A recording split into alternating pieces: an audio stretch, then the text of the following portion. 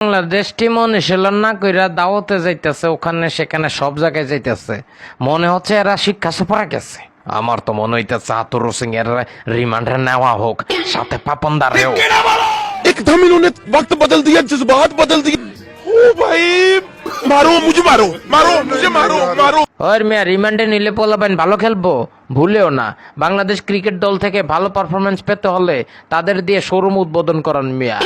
আরে আমি তো প্রেসিডেন্ট নির্বাচনে খারামু, বাংলাদেশের ভাতিজাদের সাপোর্ট চাই। কাকা আমি তো শোরুম নিয়ে খুবই ব্যস্ত। কাকা এদিকে তো আমি আমার নিজের ফ্ল্যাট, বুঝেন নাই, লিটনের ফ্ল্যাট লয়ে খুবই ব্যস্ত। বিসিবি আমার হাতে অধিনায়কত্ব ধরাই দিছে, অধিনায়কত্ব লয়ে খুবই ব্যস্ত আছি। খাইছে রে ভাও, তোরা ক্রিকেট খেলোস কীর্তি? আরে ট্রাম কাকা, আমরা তো পার্ট টাইম ক্রিকেট খেলি, বাকি সবাই নিজের কাজে ব্যস্ত থাকি। সাকিব বন্ধু, 8 তারিখ সকালে শোরুম উদ্বোধন আছে নাকি? না থাকলে আমাদের ড্রেসিং রুমের বাথরুমটা একটু উদ্বোধন করে যাইও। এ বেটা মেতুজ, মনে নাই টাইম আউট করছিলাম? পেছনের মাস্টার মাইন্ড কেটা জানোস বেটা? আমি। সেই জ্বালা কি এখনো জ্বলে? সাকিব ভাইকে লই এত বড় কথা কস?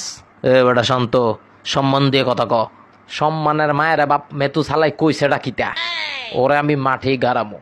মাঠে আয় 8 তারিখ। আচ্ছা হাতুরে কাকা, আপনারা কি খেলতে গেছেন নাকি দাওয়াত খাইতে গেছেন? আরে পেরিত নাকি, আসলে আমি তাদেরকে ফ্রি করে দিয়েছি। ম্যাচের এত আগে প্র্যাকটিস করে কি হবে? ম্যাচের 2-1 ঘন্টা আগে প্র্যাকটিস করলেই হয়ে যাবে। আসলে হয়েছে কি, বলদ দিয়ে হাল চাষ হয় না। শান্ত আবার অধিনায়ক, শুনলেই শরীরটা জ্বলে ওঠে। এ ভাই আমার বলদ বললেন না তো, আমাকে যারা অধিনায়ক বানাইছে তাদেরকে বলদ বলেন। তাছাড়া এসব বললা আমাদের মনোযোগ নষ্ট করবেন না, সাপোর্ট দিন, সামনে যাতে নাগিন ডান্স দিতে পারি শ্রীলঙ্কার হারাইয়া। গর্জন শুনবে বিশ্ব, লড়াই হবে আবার, কাপ আসবে এবার ঘরে, স্বপ্ন সবার, ব্যাটে বলে জমবে খেলা, যাব বহুদূর, চারিদিকে বাজবে শুধু বিজয়ের ইস্যু। এ বেটা শান্ত, তোর মিডল স্টাম্প ভাঙ্গা চুরমার কইরা দেবো, সাথে টনটন দাস এবং সুমাইয়া সরকারেরও। আর মিয়া আফ্রিকার লগে বাস খাইয়া মাথা গেছে ঘুরিয়া, আমগো লগে আসো, খেইলা ছাইরা দিমু যদি আমাকে একাদশে রাখে।